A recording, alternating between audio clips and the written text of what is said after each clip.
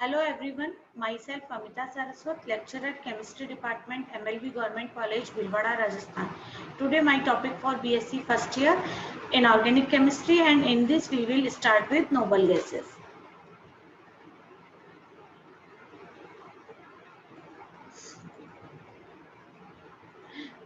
पिछले टॉपिक में हम जिनॉन के ऑक्साइड के बारे में पढ़ रहे थे। अब हम जिनॉन के ऑक्सीफ्लोराइड के बारे में पढ़ेंगे। मतलब हम जिनॉन के फ्लोराइड पढ़ चुके हैं, जिनॉन के ऑक्साइड पढ़ चुके हैं। अब जिनॉन के ऑक्सीफ्लोराइड, जिनॉन के कुल मिलाकर 3 ऑक्सीफ्लोराइड ज्ञात हैं, XeOF2, XeOF4 और XeO2F2। सबसे पहले पढ़ेंगे जिनॉन का ऑक्सी डाइफ्लोराइड या XeOF2। इसे प्राप्त करने के लिए हम XeOF2 का आंशिक जल अपघटन, XeF4 का धीमी गति से आंशिक जल अपघटन कराया जाता है। मतलब XeF4 की जब वाटर से रिएक्शन -50 डिग्री सेंटीग्रेड पर कराई जाती है तो जिनॉन का ऑक्सी डाइफ्लोराइड प्राप्त होता है और HF निकल जाता है। यह बहुत ही स्थायी यौगिक है। जिनॉन ऑक्सी टेट्राफ्लोराइड या XeOF4। XeOF4 बनाने के लिए जिनॉन हेक्साफ्लोराइड का नियंत्रित आंशिक जल अपघटन से इसे प्राप्त किया जाता है। मतलब XeF6 की अगर हम जल अपघटन कराएंगे तो XeOF4 बनेगा और HF निकल जाएगा। या जिनॉन और फ्लोराइड के 1:4 मिश्रण को ऑक्सीजन की अत्यधिक मात्रा में, मतलब ऑक्सीजन ज्यादा लेनी है और जिनॉन और फ्लोरीन का जो रेशियो है वो आपका 1:4 होगा और 230 डिग्री तक गर्म करने पर भी जिनॉन ऑक्सी टेट्राफ्लोराइड को प्राप्त किया जा सकता है। या जिनॉन हेक्साफ्लोराइड की सिलिका के साथ रिएक्शन कराने पर भी XeOF4 प्राप्त होता है। मतलब 2XeF6 प्लस SiO2 तो 2XeOF4 बनेगा और SiF4 निकल जाएगा। इसके गुण, यह एक रंगीन द्रव है जिसका कि गलनांक -46 डिग्री सेंटीग्रेड होता है। ये हाइड्रोजन फ्लोराइड निर्जल HF में विलय होता है और ये विद्युत का कुचालक होता है। मतलब अगर आप इसमें से विद्युत को प्रवाहित करेंगे तो इसमें आयन नहीं बनते, और आयन नहीं बनते इसीलिए ये जो विद्युत का कुचालक होता है।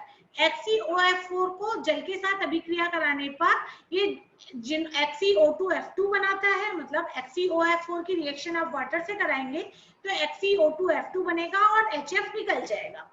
और हाइड्रोजन के साथ कराने पर जिनॉन गैस मुक्त होती है। मतलब XeOF4 की रिएक्शन अगर आप वाटर से कराएंगे तो Xe plus H2O plus 4HF बनेगा।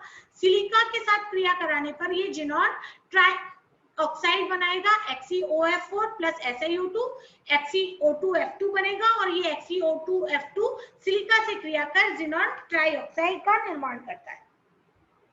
Xenon dioxy difluoride, xenon dioxy difluoride क्या होगा? इसको बनाने के लिए जिनॉन ट्राइऑक्साइड की रिएक्शन XeOF4 के जिनॉन ऑक्सी टेट्राफ्लोराइड के साथ करवाने पर -78 डिग्री सेंटीग्रेड पे होती है और XeO2F2 बनता है।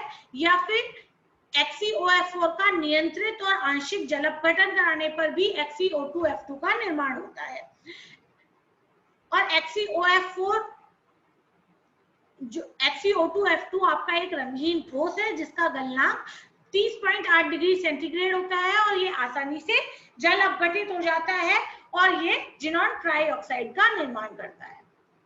अब इसका काफी इंपॉर्टेंट पार्ट जो कि है जिनॉन यौगिकों की संरचना और इनमें बॉन्डिंग किस प्रकार होती है। तो सबसे पहले हम पढ़ेंगे जिनॉन डाइफ्लोराइड की संरचना और बंधन। अब देखिएगा, जिनॉन का परमाणु क्रमांक होता है 54।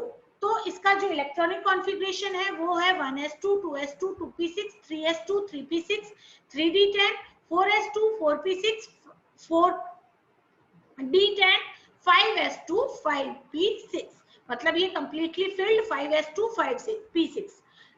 जिनॉन की जब निम्नतम ऊर्जा अवस्था होती है तो इसमें 5s और 5p पूरी तरह से फिल है और 5d रिक्त है। लेकिन जिनॉन उत्तेजित अवस्था में इसमें से एक इलेक्ट्रॉन 5d में चला जाता है और sp3 डिहाइब्रिडाइजेशन होता है। इस प्रकार sp3 संकरण से बने हुए 5 संकरित कक्षक त्रिकोणीय द्विपिरामिडीय व्यवस्था में होंगे। इनमें से 3 कक्षकों के पास इलेक्ट्रॉन युग्म होंगे। देखिएगा यहाँ पे 3 इलेक्ट्रॉन युग्म है जो कि अबंधीय है, और शेष 2 के पास में अयुग्मित इलेक्ट्रॉन होंगे जो फ्लोरीन के pz कक्षकों के साथ अतिव्यापन कर 2 सिग्मा बंध बनाएंगे, और XCF बंध जिसकी की लंबाई 2 एंगस्ट्रॉम होगी वो बनेगा। VSEPRT के अकॉर्डिंग बंधी इलेक्ट्रॉन युग्म तथा अबंधी इलेक्ट्रॉन युग्म के मध्य इस प्रकार अभिविन्यासित होंगे कि उनके मध्य न्यूनतम प्रतिकर्षण हो। अतः HCF2 जब जिनॉन डाइफ्लोराइड का जब निर्माण होता है तो तीनों एकाकी इलेक्ट्रॉन युग्म तो भूमध्य मतलब इक्वेटोरियल पोजीशन पे होते हैं, जबकि अक्षीय कक्षकों के साथ में बंध बनता है। इसीलिए जो जिनॉन डाइफ्लोराइड का अणु होता है वो रेखीय होता है। ये देखिएगा यहाँ पर जिनॉन के जो तीनों स्ट्रक्चर में दे रखा है, तो तीनों जो इलेक्ट्रॉन अबंधी इलेक्ट्रॉन युग्म है वो आपके प्लेनर स्ट्रक्चर में होंगे, मतलब त्रिकोणीय समतलीय स्थिति में होंगे, और अक्षीय स्थिति में जिनॉन के दोनों फ्लोराइड के साथ में सिग्मा बंध बनते हैं। इसीलिए ये एक रेखीय अणु होता है। Thank you.